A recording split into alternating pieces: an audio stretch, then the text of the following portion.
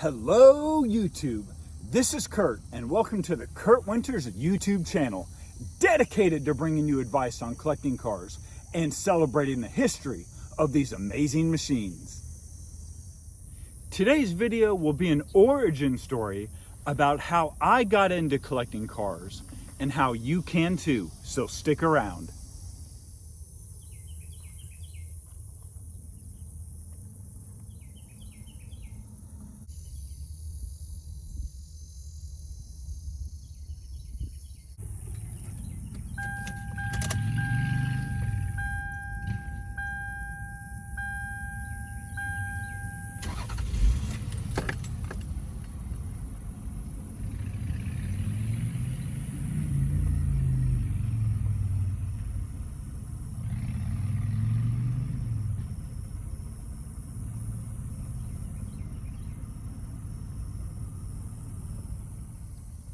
Okay, so surprisingly enough, the first classic, maybe you can't call it a classic, but the first 90s car that really caught my eye, that met my criteria of price and mileage, was this actual 1998 Lexus ES300. Now, if anyone knows the Lexus brand, essentially the ES300 was the fancy Camry with extra horsepower. Toyota, or I should say Lexus, claimed it had different body panels, and it was supposed to be a step up from the Camry, and it was also the entry-level model for the Lexus brand. Let's look at the name of the car, ES300. Now, there's a little bit of debate on the internet about what that stands for, but what I found, it stands for executive sedan, and the 300, of course, is the Japanese moniker for the displacement, a 3-liter V6. Now, one thing that really shocked me about this car is, even though it's front-wheel drive, it is cranking out around 225 horsepower. So let's go take a look at that motor and see where that power is coming from. So what we have here is a 3-liter V6 dual overhead cam, 24 valve motor. Like I said, Lexus claiming it produced around 2 to 225 horsepower. Now, one thing you're going to notice about this motor, it is transversely mounted. So if you know anything about sports cars or family cars, typically your front-wheel drive family sedan will have a transverse mounted motor as opposed to a motor that's been mounted longitudinally. And we've got some other V6s that we'll go ahead and show you the difference in how the engine layout is. Overall, it's been a super reliable car. I purchased it with about 72,000 miles on it. I showed you guys the mileage a little bit ago. Looks like we're coming up on about 120K. And I really have to say, if you're getting into collecting Japanese, whether it's sports cars or luxury cars or anything, Toyota, Lexus is definitely the way to go, especially if you want a reliable car and you don't want astronomical bills when it comes to fixing it. That's kind of a stigma about Lexus. Oh, Lexuses are expensive. But what you got to remember is this Lexus was built during the golden age of Toyota, anywhere from the late 80s up through the early 2000s. That was really when Lexus and Toyota was making top-notch products. So there's nothing wrong with collecting cars and getting into one with a Lexus or a Toyota.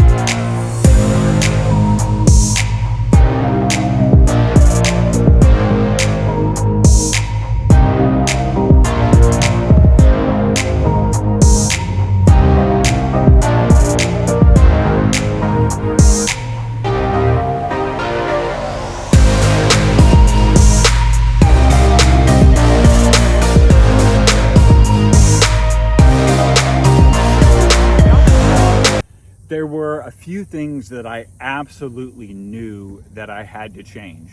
So let's take a look at those and kind of compare some of the prices of what it took to get my 3000 GT up to my snuff as far as aesthetics. First of all, whoever purchased the car before me had spray painted the headlights with some type of rattle can spray paint. The reason I know this is because these cars did come with black lights from the factory, but they were not sprayed on. And I also noticed that the spray paint matched the same kind of boy racer, I don't know what you want to call it, shark tooth mouth kind of black. Now, this car would have originally came with inset fog lights, and of course this would have all been white to match the body. In an upcoming video, I'm actually going to be getting this wrapped, and along with another part of the car that was also spray painted black. It was also missing the hood ornament, which I had to outsource on. So those are some of the things I had to change on the front. Let's move around to the side of the car. Now, kind of continuing with the Pet Boy, AutoZone, Walmart parking lot spray can theme. Not only did the previous owner spray paint the headlights, the bottom fascia, they also spray painted the rims. Now, originally this car came with what I thought were good looking 16-inch alloy rims with kind of a 3-spoke kind of late 80s early design. I prefer to stick with stock rims on my car, but these were hideous. The same spray paint that they used on the headlights and the front fascia, they spray painted the wheels. So what I wound up doing was I waited for Discount Tire. Shout out to Discount Tire. I waited for them to have a sale, and I went with, this is called an 18-inch 10-spoke rim. So why do they call that? 1, 2, 3, 4, 5, 6, 7, 8, 9, 10. So we have a 10-spoke rim sitting on some very, very sticky Nitto tires. Now, anytime you're selecting rims for your car, that's not an easy decision, because your rims are the first thing that sets apart your car from all the other Mitsubishis or all the other Ford Explorers rolling around on the street. So when I first was kind of picking out the color scheme for this car, although I knew I wanted to go wild, it was a tough choice. I was either going to go black rims, and once I saw the gold against the sparkle of the paint, it was just kind of a no-brainer. You know, I'm an honest YouTuber. Again, I'm on a budget. These rims were about $115 a piece. So that is not a lot for a rim. Now you're going to notice these are universal, so you're going to lose a little bit of street cred because you don't have an exact bolt pattern, but the price was right. They fit the Nitto tires perfectly, and I think it's an awesome look. So let's move around here to the back of the car, and I'll show you one more thing that I'm not a big fan of that we plan on wrapping soon. Okay, now at the back of the car, whoever owned this car before, and I know this car had a hard life, trust me, when I replaced all the suspension components, those were not the most easy 170,000 miles.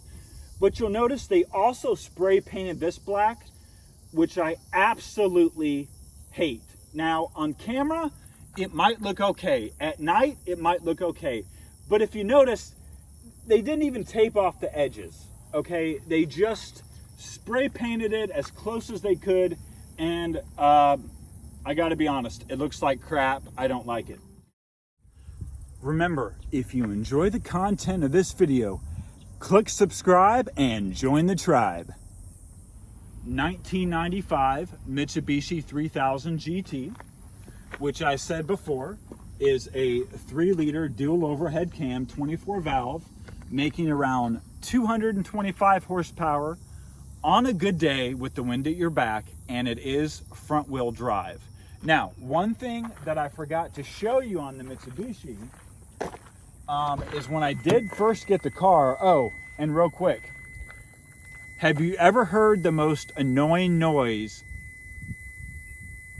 Yep, that's it, right there, right there. So let me turn that noise off. Unless you want to keep hearing it.